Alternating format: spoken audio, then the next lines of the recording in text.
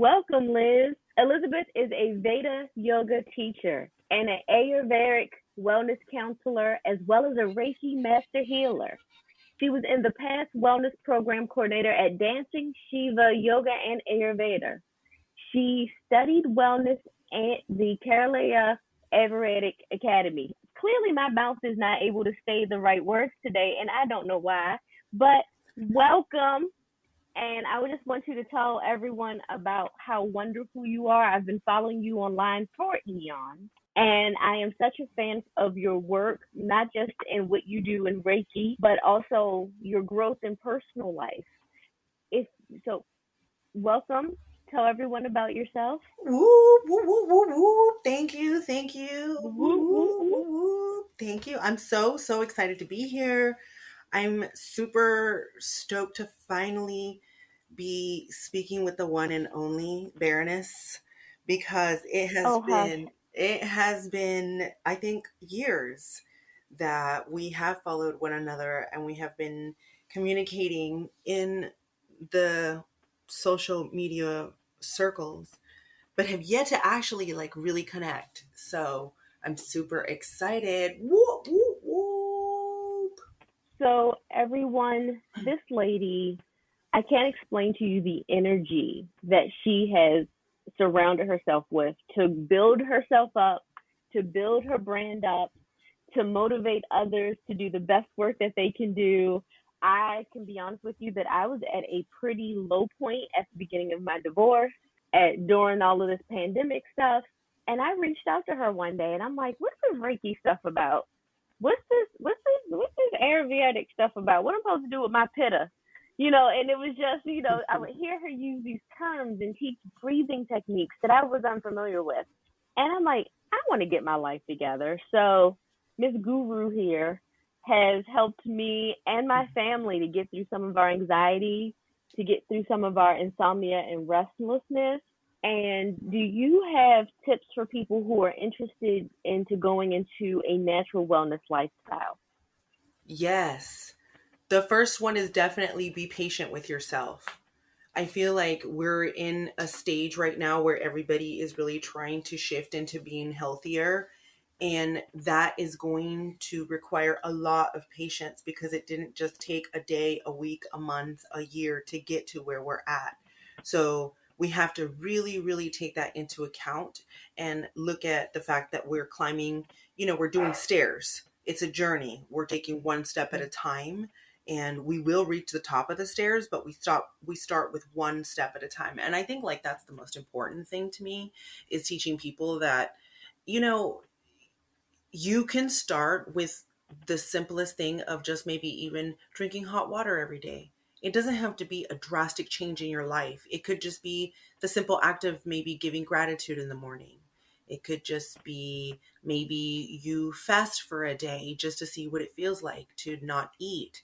It doesn't have to be all of these things at once because the journey for each individual is just that, individual. No one can tell you what's going to make you feel the best.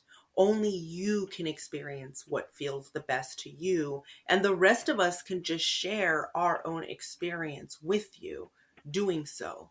And I feel like that's just been one of the blessings that I've had in my life, that I have had many experiences. And it did really start with my injury, my back injury, because that just triggered everything else. I had a back injury. I was disabled on bed rest for like 2 years. I became depressed. I started to drink heavily, which led to my alcoholism. And one day I just hit rock bottom. I've lost control. I did not like the feeling of losing control and I completely stopped drinking. And with the help of yoga, Ayurveda, and Reiki, I was able to look at my life in a different way where I wasn't perceiving myself as a victim, but rather I was the warrior and the savior in my own story and in my own life. And I was able to kind of embrace that perspective, even though at the time I didn't realize what I was doing and I didn't really look at it as being my own savior. I just felt like, well, I've done this, addictive personality for so Mm-hmm. long. Maybe I'll try this other way for like a year and see how it goes, you know? And once I did it for a year, I felt really good. And I just did it for another year, and I just kept doing it because the feeling of feeling good, just feeling good in my body because I had felt so bad my entire life pretty much.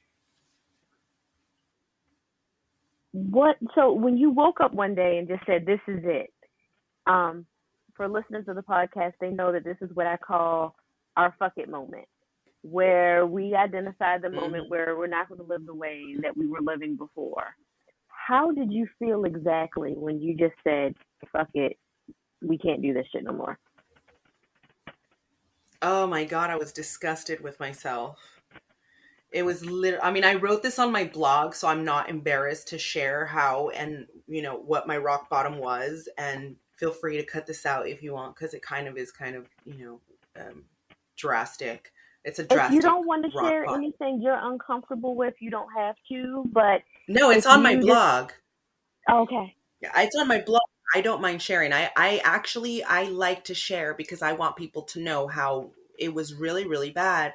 So when it was a Halloween, as a matter of fact, it's like around my anniversary time, actually. It was Halloween. We had gone mm, to a Halloween party, and of course, must have been an epic night. Woke up the next day in my house, in my room, no idea what happened, what was going on. I woke up with no clothes on.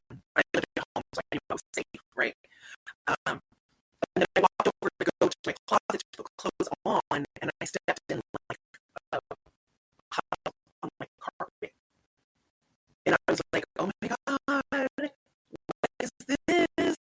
And I went, I just was like, please don't tell me that I peed. Like, that was the first thing that popped into my head. Like, it was like, you did this, you peed. And I was like, impossible. I don't do those things. Like, that's I have control. Like, I have control. And yeah, I had literally peed, and I just was so disgusted with myself, and I was terrified because I was a control freak. So for me to lose control like that was like unacceptable. It was just like there is no way that that's going to happen. I'm not going to be losing control. Like that's you know. Now I have 3 children, so I don't believe in control anymore. But that was years ago. And yeah, and that's what happened. And that I completely wow, stopped. I was like, there's no way. And I stopped, even though I was a really heavy drinker and I was, like I had already mastered how to drink to get the fullest effect. And I was drinking like whiskey and Scotch whiskey and just the heavy stuff. And I give thanks that that happened because I don't think I would have ever stopped if that hadn't happened. I would have not had I look back now and I think like, thank God, like that's really what saved me. And I didn't even realize like sometimes we look at vanity like hmm, or we like to say like you can't be worried about what other people think of you. And I think that's absolutely correct. But at some point you have to think about what you think of you know? And I hadn't gotten to that point yet where I really thought about what I thought about myself. And I got to that point and I was like, what am I doing with life? Like I could be having an epic adventure, that I remember and that I absolutely love and I'm waking up not remembering anything. Like something's not right. And shortly after that, I fell no, at work and I ended up I had already fallen at work, but I had not mm, gone to the proper healing, let's say. I hadn't begun to healing, I hadn't had any therapy, I hadn't had anything. Because when I first fell, I was so young. I was young. I thought I just mm, fell, and the doctor was like, "Oh, you just have a sprained back." So I went months, like months, without any therapy, without any kind of help, without an MRI or anything. And then, like, I want to say, like, about 8 months later, I finally got an MRI, and that's when they were like, "Oh, you have a herniated disc, and it's humongous. If 2 out of 3 surgeons saw your MRI right now, they would want to do surgery immediately." And I thought, I was like not even 30, and I was like, wait a second, but wow, I might end up in a wheelchair if I have back surgery now. Like that's impossible. And so I said to him, like, what can I do in the meantime? And he straight up was like, and this was in like 2006, and he said, you can walk, swim, or do yoga.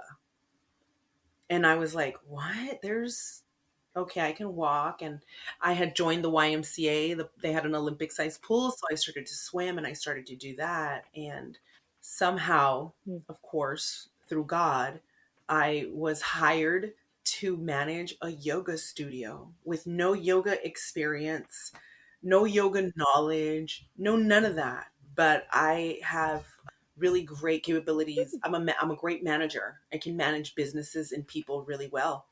And my friend who recommended me said so. You know, I was like, I don't know any yoga. Are you sure you want me? She was like, yes, that's exactly what we need. Someone who has no idea of yoga but knows how to manage a business. And I was like, okay. And yeah, it was really interesting. It took me a long time to actually do a class because everybody in there was white and skinny. And I was like this brown, chunky girl who didn't have any idea what even yoga Yep. was, you know? So I was just like really, I was really just, you know, cut and dry with these people. Like, yes, yes, you pay me, give me my money for your class and go take your class. Because I just was like, nah, I can't be a part of this. Like, I can't. Like, not me. I'll just keep swimming. Like, I just kept saying, I'll just keep swimming. It was so weird how I was so resistant. And then finally, my teacher, who was my boss, said to me, when are you going to come into class? And I said, oh yeah, I'm going to take class, you know? He's like, okay. And then every day after that, he would ask me like, are you coming into class today? And I feel like I would have to eventually face that fear. So the first time that I sat in class, Right. I took a yoga mat and I sat way in the back, like behind everybody. Like I just made sure I was behind everybody so nobody could see me. Because it was really intimidating, you know, it really was very intimidating. I didn't know anything. And, you know, Wow. it was like, I didn't know how to move my body. I was in pain. All I knew was that I did not want to be in a wheelchair. And I was too young to have to be going through that, you know, and I was like, I'll do anything I have to not be in a wheelchair, like in my 50s and 60s. Like, I don't care what I have to do. So that first So class, what changed your mindset? What changed your mindset to say, I am going to take this class? because he kept bugging me about it. My boss, he kept every day, he would tell me, you know, are you coming to class today? And I mean, and he was like, if you know, eventually you're gonna have to come into class. Like, this is, you have to start to know. He would tell me, this is how slick he was. He would say, I want you to start to learn the language so you can talk to the clients better. So come and take a class. And I would be like, oh well, I'm not ready to take a class. And this is what he said. That's okay. Just sit in the back. Just listen. That's all you have to do. So slick. So yeah, because I was like, oh, okay, yeah, I could sit back there. I could sit back there and listen. And I did it Right. one class. I listened 1-to-1 class, and the listening, I don't know what it did. I don't know what it was, but it was like, I just heard an inner voice like, next time you're going to practice. And I was like, okay, next time I'm going to practice. And then the very next day, he said, are you going to class? I said, yeah. He said, okay. And I set up my class, my mat right in the back. And that first class was really, really hard for me because my body was in pain from how out of how weak I was. My back was like Yes. on fire from how weak I was. But I did not care. I was like, I'm doing this. Because first of all, I had that whole like people are looking at me thing, you know, where I felt like everybody was looking at me. So I had to do it because I couldn't look like I wasn't doing it, you know. And then the second thing was, again, I always have that thing like my dad's in a wheelchair, just so you know. So I have this trauma Okay. about being in a wheelchair. And so it was a big thing. Like, I will do whatever I have to do. So I got through that class and I made it through that class. And I was just grateful that I made it through the class any way I could. It was probably the first time I ever sweat so much in my life. Like, I was just like, ugh, like, wow, I didn't even know some of the bones I had in my body. And then Wow. that night, I slept all night long for the first time since I got my injury. I remember going to sleep at 11 o'clock at night and waking up like at 5, right before the sun came out, thinking like, what? It's already morning? I slept all night long? And then I woke That's up. amazing. It was. I was amazed. But then I woke up and I got out of bed and I was pain free. Mm. Sold. I didn't have to be told to take class ever again. I was in class every single day in from that point on for 2 years almost. Every day I was just in Wow. class. And I was in class so much that the teacher, the owner of the studio, was like, I'm going to do teacher training. You should take it. And I said to him, like, well, um, fortunately, my job doesn't pay me the best. So I can't really afford, $1,500, $200 program. He said to me, well, Mm-hmm. you do so much seva, which is service work, right? Free work. It's volunteer work. We call it seva. He said, Mm-hmm. you do so much seva, it could just be an exchange. We'll count it as an exchange, because I was always there. I opened the studio. I closed the studio every day. Even if it wasn't my day to be there, I would just be there because I didn't have anything else. And it was my way to really have something to focus after I had like hit rock bottom. It was something to keep my mind and my hands busy. They weren't idle hands. I was doing something, and I was learning a lot, and I was in a different environment completely. Like, this yoga studio is right down the street from one of the biggest malls or shopping centers in West LA, So it's like a whole nother vibe. And I was Mm. coming from like, a little Mexico. So just even the environment was different. Even the access to the kind of foods I could eat, or the stores that were around me, or, it just was all just so impressive. And I think like I had to have that experience, in order to really dig into my healing. Because I think if I hadn't had it in that like manner and in that way, I wouldn't have been so invested. But there were so many things that were captivating to me. It wasn't just like the yoga. It was that, I was while I Mm. was working, I'd be able to go on lunch and sit at the park and enjoy.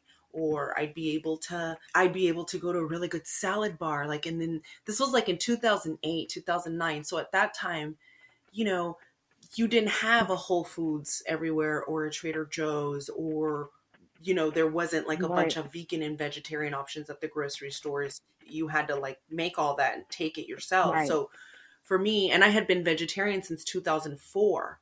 So for me to have like that option was Hmm. just, it was amazing. And then having the ability to actually feel the healing in my body, and that it was just me moving my body that was doing it. It was like, wow. It was Now, as a brown girl, like going to yoga and doing things that are against your cultural norm, how do you process changing up your lifestyle? well, so here's the thing. I've never been a normal cultural girl ever. Mm. I mean, maybe up until the time that I was 10 years old, but then my mom met my stepdad, he's white. And we just moved. He was a general manager at the airport. So we moved all the time. I actually was raised in Seattle, Washington. I wasn't raised around Hispanic people. Mm. Okay. In Seattle, there was no Hispanic people. So I really didn't, I missed out on all that. Like, if you, I mean, people will Mm. tell you like, oh yeah, she's not your typical, Mexican. Like, I love being Mexican, and I love my culture, and I absolutely love everything about it. And yes, like, I come from, my dad's a veteran of a gang and that whole thing. But somehow God was like, yeah, you only get to do 10 years of that life, and then we're going to pluck you out. You're going to live this whole other life over here.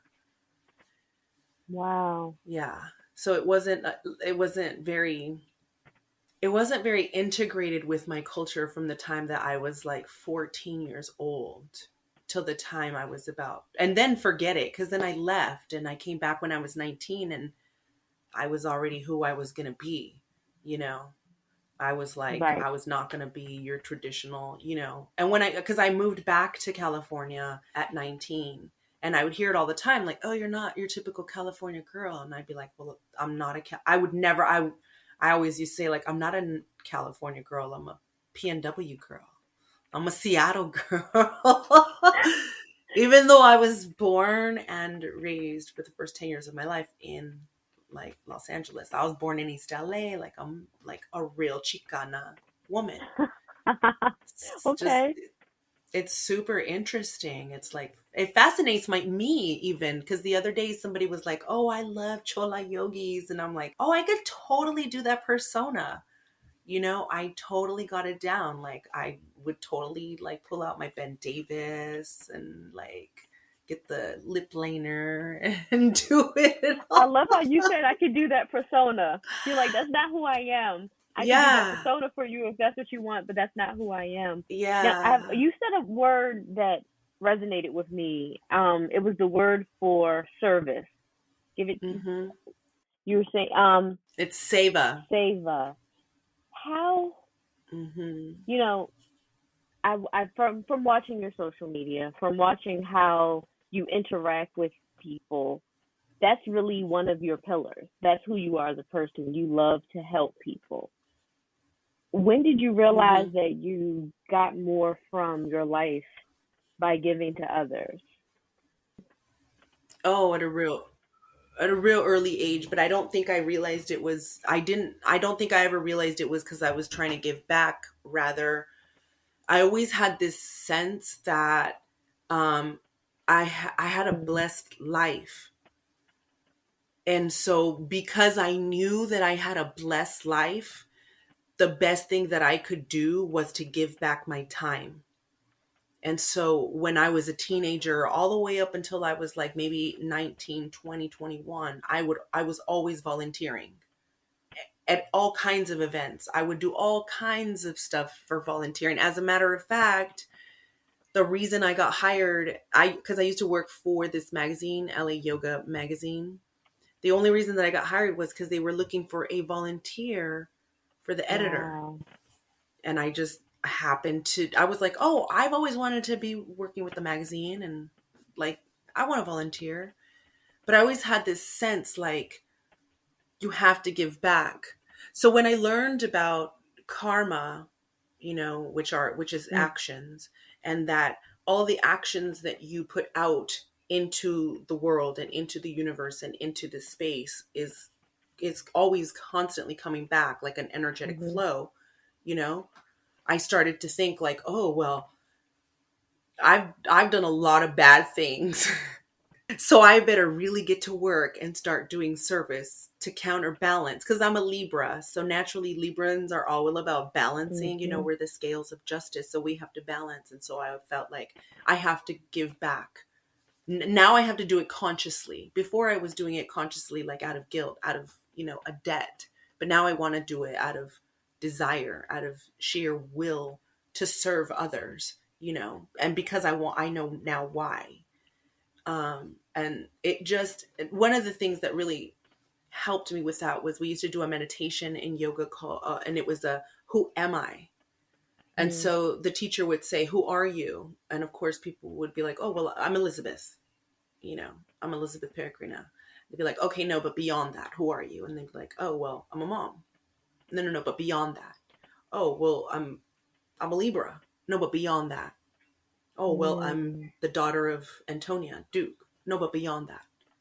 Oh, well, I'm the sister of Diana. No, no, no, but beyond that. Oh, well, I'm a Reiki master. No, but beyond that. And you just keep going beyond all of the labels. Right. until you recognize that every single one of those is a persona. It's just something that you're putting on. It's a face. It's a persona you're putting on for each of individual, so that you can get like gold stars from that person, or not gold stars, but so that you can be seen by that person, so they can see Mm-hmm. you. You know what I mean? Because we all want to be seen and heard. That's what we're out there trying to acquire. Someone that sees us and someone that hears us. And so when I started to understand that and really understand it about myself, that I needed to be seen and heard, then I really started to internalize that, like, oh, okay. So what am I showing myself? What am I saying to myself? And then it really got interesting. What's crazy to me is that you have like this period of time, because I think I started to meet you around a time where I was trying to figure out what my message was. And I realized my message was to help amplify other voices, because it's what you're saying is everything. Like, it's everything. Someone who has never thought of who they are as a person and thought about personas, you're speaking to their spirit, and they're like, Liz is my people, and they're like, how did this happen? And I just am so grateful that you are always yourself. You always show up. There is no persona. There is Elizabeth. There is no, I'm going to pretend to be this. You are the same always. And so many people lack that in this day of social media, that, depends on what the day is, they're their real Right. deal for the day. Whatever you did on Instagram, that's who you are for the Right. rest of the day. And it's so exhausting to be online all the time and to be on all the time. And one thing I've Right. learned in my practice is we have to slow down. We have to just be. Mm-hmm. And I remember one day, guys, she gave me a Reiki reading. It's like, your energy is all messed up. We gotta do this again tomorrow. And I'm like, what? And I'm like, what? And she gave me a reading, and I was like, everything was blocked. My throat chakra was blocked. My sacral chakra was, my root chakra was all fucked up. Like, it was, Mm-hmm. I was not being myself, and I realized I didn't know what that was. And you walked me through some human design exercises that allowed me to figure out some personality traits that I was dealing with, and to realize, like, guys, a she's a healer. I don't say that in like a way to disrespect whatever religion you may belong to. I say that in a way to say she can actually see your bullshit and help you to heal it, versus Mm-hmm. pretending it's not there. And a lot of places you'll talk to people and they're like, oh, sensei, da da da da da, oh, guru, da da da da. And they're just giving you a bunch of BS that they read out of some book. What she offers you was practice and exercises to move through whatever that bullshit that's blocking you from growing. So I just want to thank you on my behalf, because she'll be like, listen, sister, this ain't it. No, and I appreciate that realness in you. You, the time that you take with your students, and I cannot wait. I'm hoping when everything reopens and I can stop living in my land of fear, that I can get to one of your courses and get to one of your yoga practices at Big Bear when you do those. Start doing those again. Mm-hmm. Summertime. Yeah, those are awesome. We do a hike in yoga in the summertime out to a beautiful quartz boulder. It's a huge boulder of a white quartz crystal. And it's the sacred site of the native people there. It's called the Eye of God, through the national forest, and then we Mm-hmm. yoga and meditate.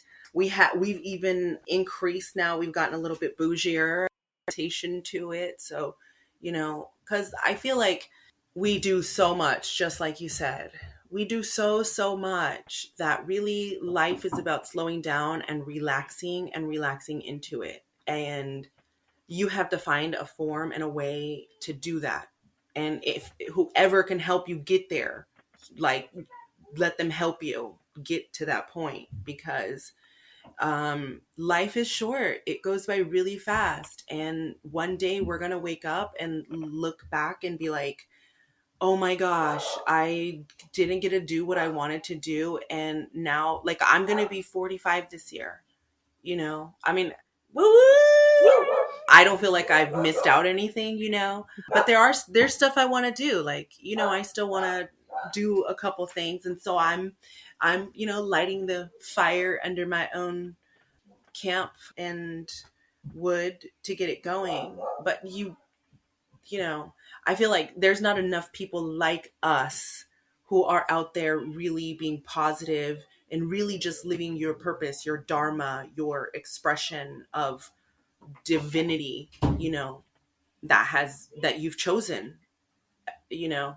And I think more of us need to do that, and more of us need to really embrace and empower ourselves in this life, and stop reacting to life, and start really leading in life, and receiving life. Ooh, Yeah. stop reacting to life. Like I'm like writing down all these nuggets while I'm talking to you. But Mhm. I mean, holy shit, like I think most of our life is Mhm. reacting to what came in the mail or the text message you just got from that, BS ex you were dealing with. Or, we all are going through stuff. And I love yoga and meditation because Mhm. it makes me leave my stuff on the mat and get up lighter and happier. It's one exercise, and I don't know. Are you still offering it on your website? The challenges about your eating. You were doing a. We might. I always do a cleanse every year. It's actually around this time, but because my birthday is on Saturday, we're going to do it Mhm. we're going to start on Monday, I think. But yes, we are going to it's going to be a Okay. simple Khichdi cleanse again, always with the Khichdi cleanse where you eat a mono diet. You eat Mhm. the same thing for lunch and dinner for 5 to 7 days. And then breakfast is just a light toast or some Yes. fruit or a smoothie or something, coffee or something like that. And yeah, because I feel like, that's another thing. I'm really big about the whole food thing because I used to be, again, I had an addictive personality. I was an overeater. I was an emotional eater. Every time I felt bored, anxious, sad, angry, anything, I would eat. And I had gone up to 200 pounds at one Mm. point. So I had to learn to create a new relationship with food. And I found that the best way for me to do that was to stop eating, was to fast. Um, and it really helped Mm. me. So now what I do is I just do like the cleanse of the Khichdi where I'm just eating the rice and the lentils for a week at a time and gives my digestive system a break to reset and really get ready for winter when we start to hibernate and pack on the pound. The body wants to automatically pack on the pounds because don't know where we might end up in snow or something. I did that cleanse. This cleanse that she's speaking of, this fast. She got a lot of nasty text messages from me the first 3 days. The first time I was like, help, help, what is this? What is Hmm. happening? But by the third day, and it's not that it's a horrible taste, it's just something I wasn't used to. I was used to feeding my face whatever I wanted it to eat. And no matter, what time it was, I was going to eat an ice cream sandwich. What do you mean I'm fat? And it was a mindset change for me and order of Hmm. discipline for my body to show my body that I respected it, that I wanted to be better. And it was really challenging. Like I said, that first 3 days, I was like, help. But by the time that it was over, I was like, oh, I can do this again once a Hmm. month, or I can do this quarterly. And then realize, oh, my relationship with food wasn't just to nourish my body, it was something to do when I was bored. Or it was just something, I was drinking because, not because I just wanted a glass of wine, but because I had a bad Hmm. day. And that is not a way to live your life. So I just, I mean, guys, I don't know if you're listening, and I don't know if you're processing or where you are and what you're going through right now, but to be able to have resources to tap into no matter where you are in your life, just consider following and learning just what someone else, how someone else lives their life and what their lifestyle practices are. Not that you have to adapt everything that they're doing, but just to consider with an open mind that there are ways to live our life. So most of my Instagram is a hot mess because I am just intrigued by how people live all around the world, and not everything is for me, but I like to research I love your Instagram. and It's great. just consider. Oh, thank you. Yours is amazing, and then your other account is also amazing. But but we have to be able to be ourselves at all times, and sometimes we have to get outside of whatever our thinking and whatever our ancestral programming was to figure out what our next level is supposed to be. And I just adore you so much, and I thank you for sharing just a small snippet of who you are and why you are and how you became what you are. Because you were just light, honey, and I want everyone to meet you.